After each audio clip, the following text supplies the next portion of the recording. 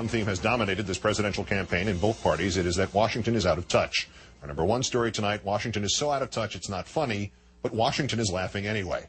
Saturday night was President Bush's final gridiron dinner with 600 of the nation's most powerful journalists and politicians, including 13 members of the Bush cabinet and his Joint Chiefs Chairman.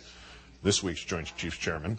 In a song you will hear in a moment, Mr. Bush made light of his own failures that have damaged America, our reliance on Saudi oil, his own hard work to circumvent justice by keeping Scooter Libby out of prison, to sell the Iraq War, even his scapegoat for Katrina, a storm which crippled a major American city and killed hundreds of Americans. Washington's elite cheered him on, as you will see. The dinner is traditionally off the record, but it's not off our record. So here, courtesy YouTube and somebody's cell phone, the high or low lights. I spend my days clearing brush. I clear my head of all the fuss. The laughing fuss you made over Harriet and Brownie. Down the lane I look and here comes Scooter, finally free of the prosecutor. And then I wake and look around me at the old walls that surround me, and I realize I was only dreaming. For there's Condi and Dick, my old compadre, talking to me about some oil-rich Saudi. But soon I'll touch the brown, brown grass of home. Dick Cheney strolling with documents he's been withholding. The brown, brown grass of home. With us tonight, MSNBC political analyst Rachel Maddow, host of her own program weeknights on Air America Radio. Great, thanks for your time tonight, and welcome to softball. Here. Yeah. Apart from finally discovering something he's comparatively good at, because he was keeping that tune pretty much all the way through. That was actually pretty good. Yeah. The content matter. Was it a little over the line given the nature of the stuff he's singing about? My general rule about other people's political humor is that you earn yourself more leeway by being more funny. So on the grounds that this wasn't funny, it means that he has no leeway. And in terms of offensive subject matter, I mean, if you're going to joke about helping a guy evade sentencing for having obstructed an investigation into a U.S. intelligence officer having her cover blown, you have to be really funny. The funny bar is really high, and I think mission not accomplished here. All right, that begs a question here. Maybe this is an aesthetic question more than a political content question, but it was so bad, how come it was getting laughs?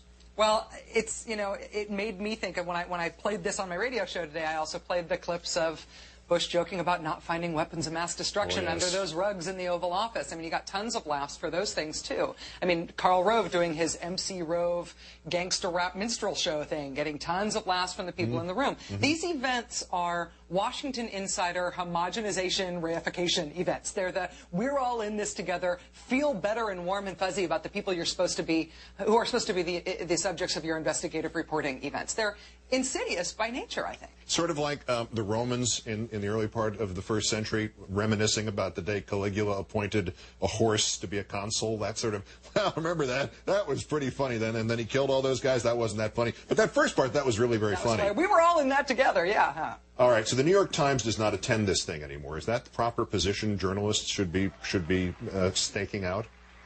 I don't know if there's always a proper position. I'd say yes. If I were invited to one of these things, which shockingly I haven't been, I would say no. Everybody gets to make their own decisions about these things, but you've got to figure out what the cost is. If the point of the event is to make you feel personally warm and personally connected to the people who are supposed to be the subjects of your reporting, you have to decide whether the chicken breast and the ego boost and the free drinks is worth you no longer knowing why it is that you have the job title journalist. All right, let's spin this back into the campaign with Obama's victory in Mississippi tonight. Of the three candidates out there still standing, who is the most and least likely to participate in this sort of inciting, joking about issues that, you know, have destroyed American lives?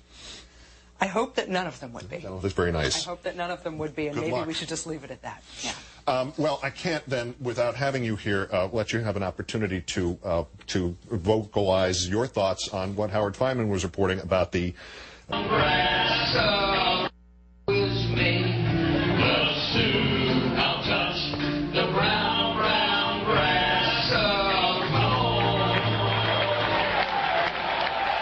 Well, that was quite a hoot, all that joking by the president about Brownie, the guy in charge of the New Orleans disaster, and, of course, Scooter Libby, the guy involved in the CIA cover-up. There's one thing I can't stand, it's reporters, the best of them, laughing at events and political acts that warrant anything. I mean, anything but laughter. There is nothing funny about Bush's reference to Brownie, that disastrous appointment followed by that catastrophic handling of the Katrina horror in New Orleans. Nothing funny about a war fought for bad intelligence and a top aide, Scooter Libby, who committed perjury and obstruction of justice to cover it up. Nothing funny about a president who commuted that sentence to keep the cover-up protected. Otherwise, I'm sure it was an enjoyable get-together between journalists and the people they're charged with covering.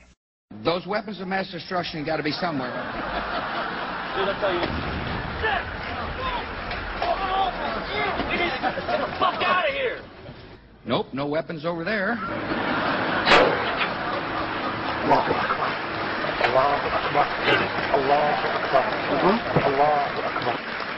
Maybe under here.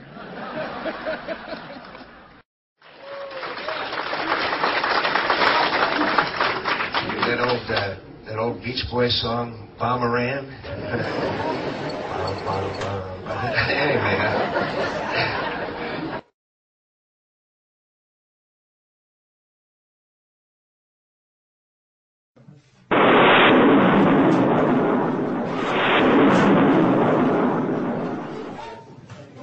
نقترب كثيرا من هذه النهاية. شكرا جزيلا. شكرا.